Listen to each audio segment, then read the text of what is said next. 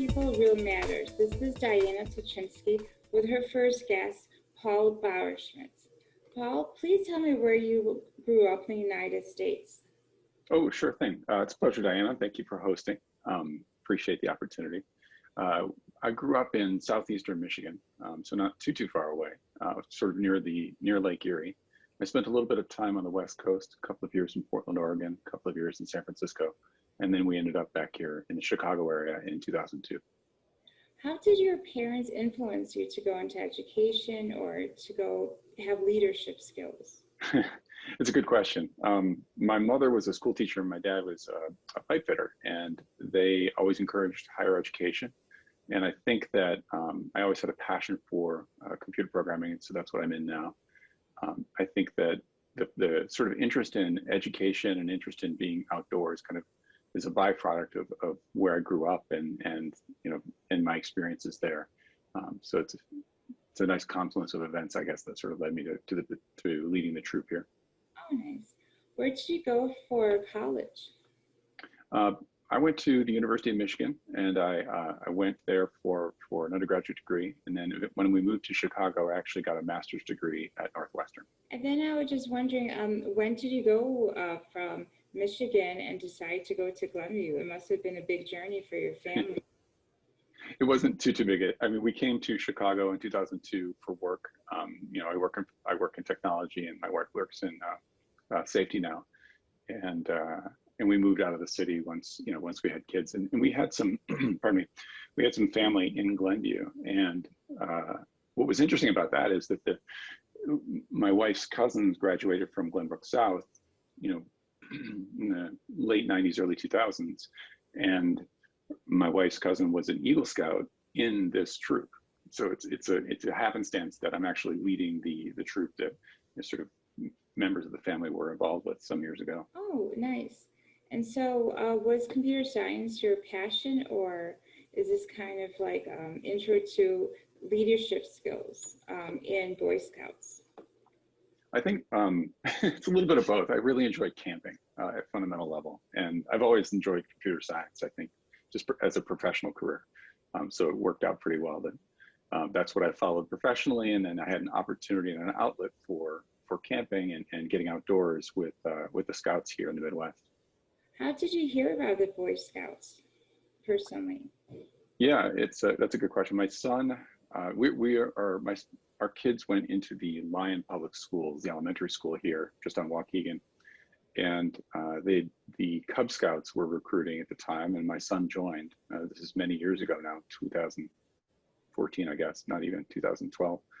And he really enjoyed it. And so we had some simple activities in Cub Scouts. And when we transferred over to Boy Scouts when he was 10 years old, then we got to go camping every month, and it got a lot more exciting.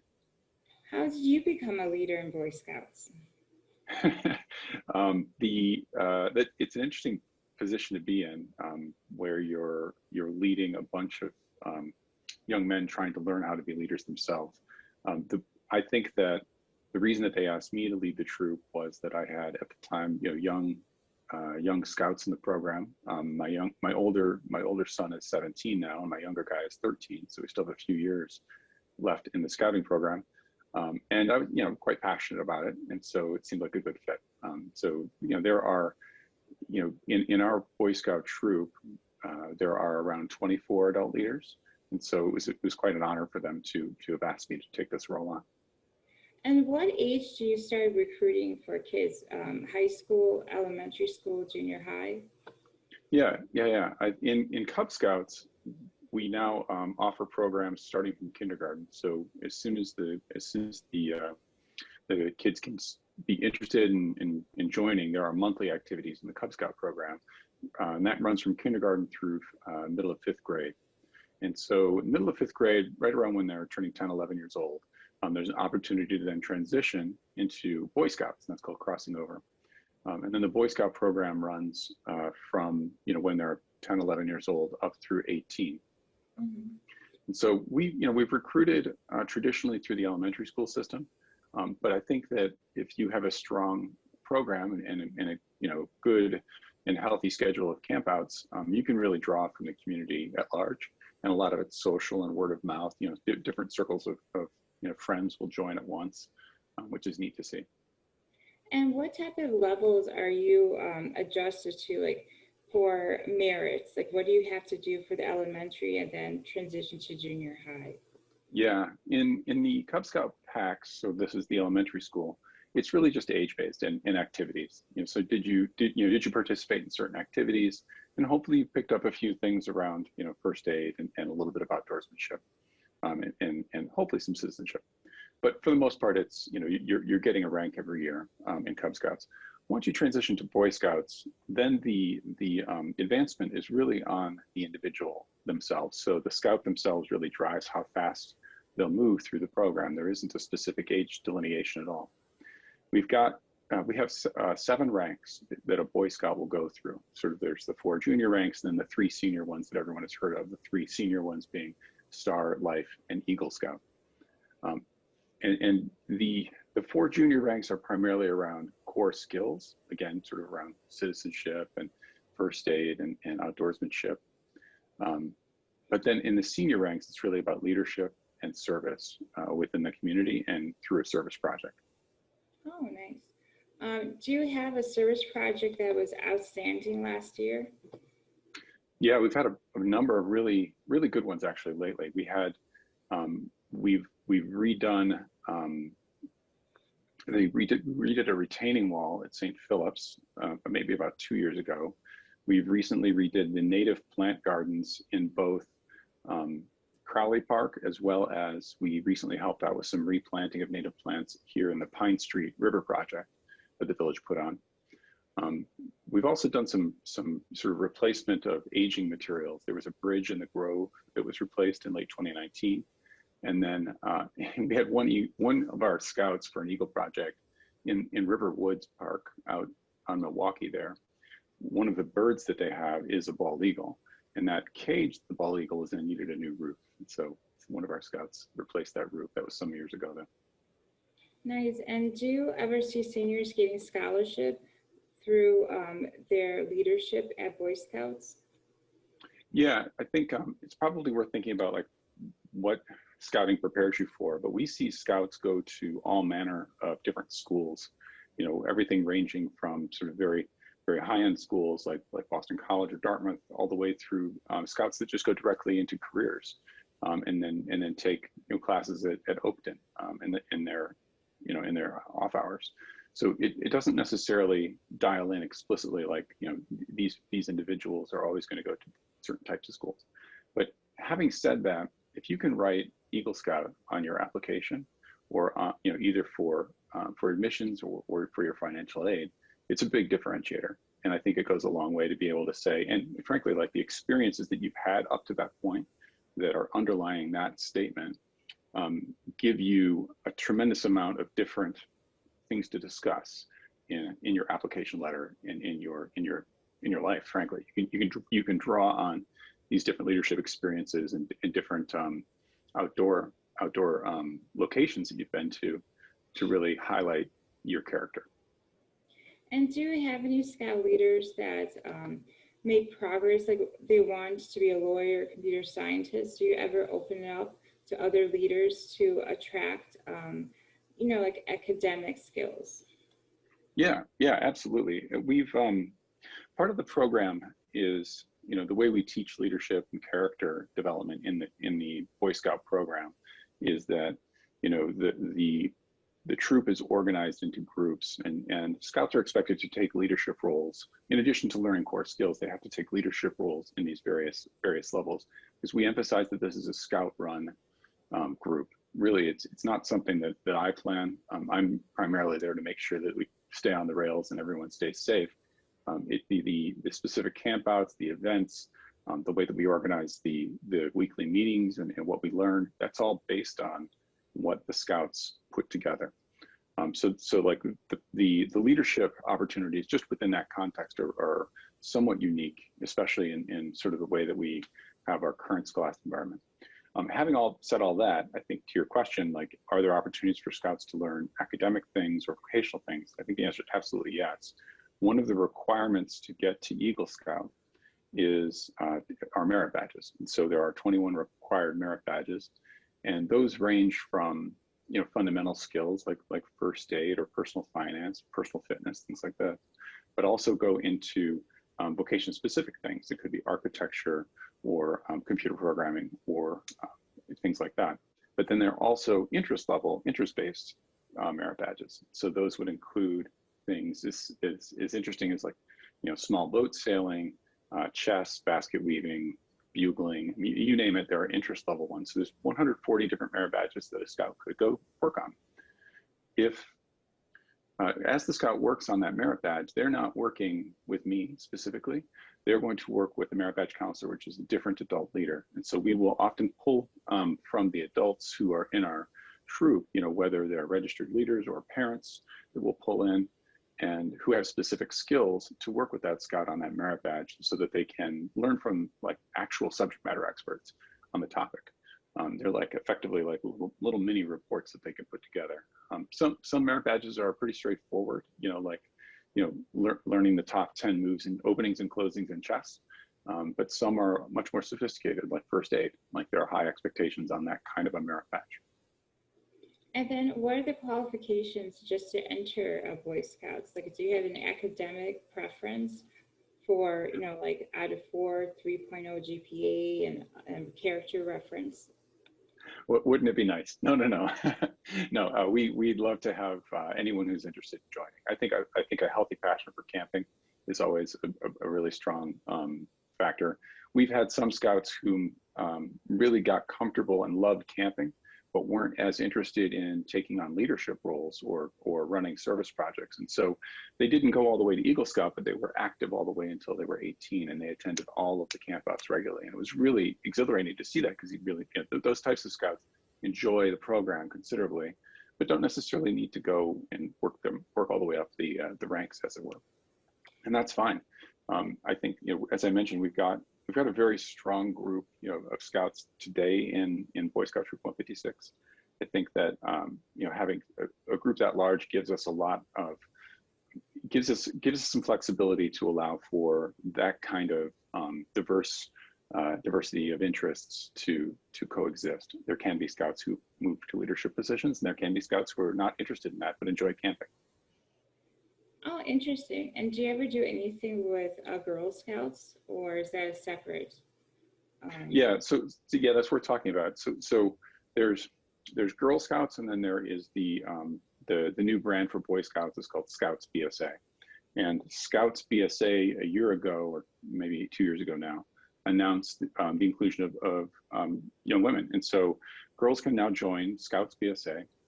They are organized in separate, what's called separate units. And so that we'd meet separately from the boys' units. Troop 156 does not have a girls unit, but the OLPH sponsored Boy Scout troop does have a girls unit. So this is Troop 57, and they're reasonably active. And there's another girls unit in Northbrook. So they are growing, and they are in our local area, which is excellent to see. In fact, one of the things I saw this last year that the girls Troop 57 did was that at the dairy bar, they camped out overnight in the troop tents and got there first in line and to get the first serving of the season in April or whenever it was. And their pictures were up on the dairy bar for all to see. I thought that was really great. Oh, that's very interesting. And where do you actually recruit from, Glenview or other places at North Shore areas? Yeah, a lot of it's word of mouth. The primary recruiting factor is the elementary schools, and then it becomes social clusters. So my troop is chartered out of the Glenview Community Church, and so we pull from obviously within Glenview and the public school, but we also have a very large group from OLPH and Loyola. But I do have scouts in from Northbrook as well. And I know some of the other Boy Scout troops in the area pull from outside of Glenview. So there aren't any specific lines. It's really just a function of finding the right troop that fits your interest level and your social circles. That is the important thing. And what type of bonding or social skills result from kids that are maybe introverted? Yeah, it forces you into it forces you out of your comfort zone, right? Camping is a unique experience when you're out in the woods and you and a tent mate have to deal with the tent and potentially leaks in the rain or cold weather or whatever. And then you and your group have to deal with meals. You have to figure out who is cooking and how well they're going to cook and who's responsible for bringing the right gear to be able to cook. And that could include, you know, a gas stove or a frying pan or even butter, you know, is often one of the things that's forgotten. But then in the larger sense too, in addition to sort of figuring out your tent mate and figuring out your meals with your patrol, then you've got to think about the troop itself and what are the activities that the troop is going on. Just this coming up weekend, we're headed to a cave system out on the Mississippi River. And as a result, the leads of each of the groups within the troop have to be cognizant of the skill level of their scouts. We have to be careful about making sure we come out with the same number that we went in with. Oh, nice, nice. That would be a very big accident if one of them disappeared. And I was just wondering, do you have any like Boy Scouts that come back from university and say that I want to be a leader again, or it was a great, you know, experience? Yeah, occasionally we do see that. I love having guys come back for summer. They're often back home for summer and come to the troop meetings and kind of explain, you know, what college is like. That's really great. You know, just one-off meetings and things like that. But typically it's, you know, they become more involved. They become more involved again once they themselves become parents, you know, and their children are interested in camping and interested in those sorts of experiences. You'll often see like a family history of scouting with a lot of the scouts that are in the troop. How do you feel that Boy Scouts are different from 20 years ago? Is there like a different mentality or leadership ranking? The primary differences are, you know, we've adapted with change, right? I think a number of things have occurred within Boy Scouts and Scouts BSA now over the last, especially even 5 years. If you look, you know, now we're much more open and affirming for sexual orientation of leadership and Scouts. We've now got girls in the programs with their own girl units. So that's, I think, tremendous step forward for Boy Scouts and Scouts BSA in general. And so, and look, as a result, like we've had to become more crisp in the way that we define rank advancement and what the meaning of Eagle Scout really means, and be careful about those the requirements that are needed at each step of the way. The merit badges are in constant change. An example of that is that, you know, recently there's a new diversity and inclusion merit badge. And the plan is that will be an Eagle required merit badge. That means that anyone attaining Eagle will have to work and get this diversity and inclusion merit badge completed.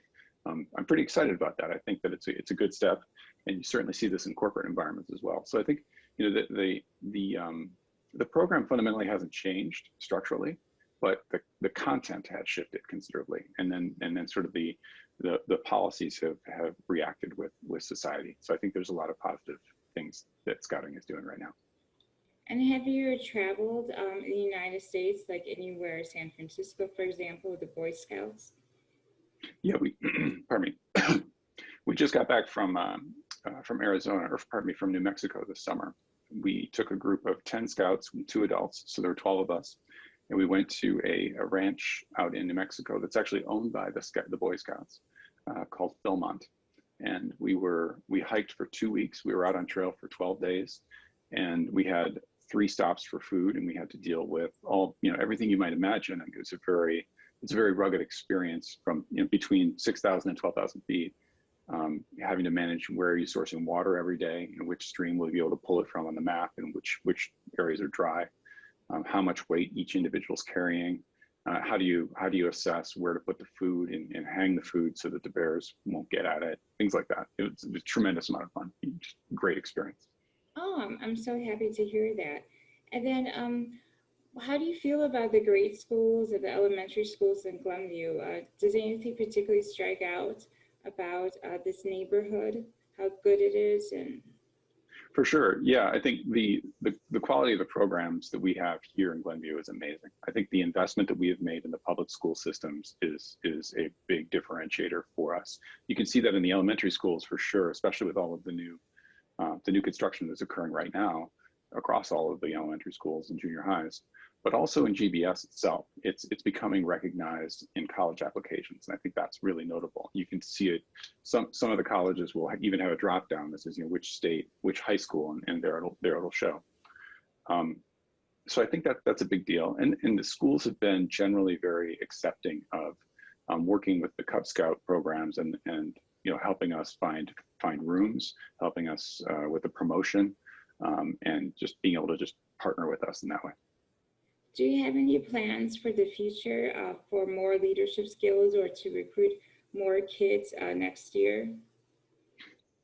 Yeah, I think we set a calendar that runs about 12 months in advance, and we set major campouts every month. And so we have a 12-month camping plan this year that leads us through August of next year. Nice. We're headed to an incredible caving system here this weekend. I'm very excited. In April, we'll be headed up to Devil's Lake in Wisconsin, which is just north of Madison, which is a gorgeous hike. And then we have a number of other opportunities. We're doing a climbing lock-in. We have a bowling event. We are camping all over the place. We're mostly in northern Illinois and southern Wisconsin as a geography for where we'll go. We are exploring going to the Florida Keys potentially early next summer, and so that's something we're debating whether or not we have enough interest to put a trip together there. And then every summer we go to a summer camp. So we'll take the scouts up to northern Wisconsin. It's about a 5-hour drive away, and there's a camp there that is owned by the Boy Scouts that we go to. It's about 1,500 acres, and that's actually this is the lake that you see behind me. Becomes just a great location for all the scouts to work on merit badges and to be in the woods for a couple weeks. And do you have any tips for high school teens trying to get into more leadership skills? And then even junior high kids, do you have any tips of who they recruit and people that are a little bit wary of going to Boy Scouts?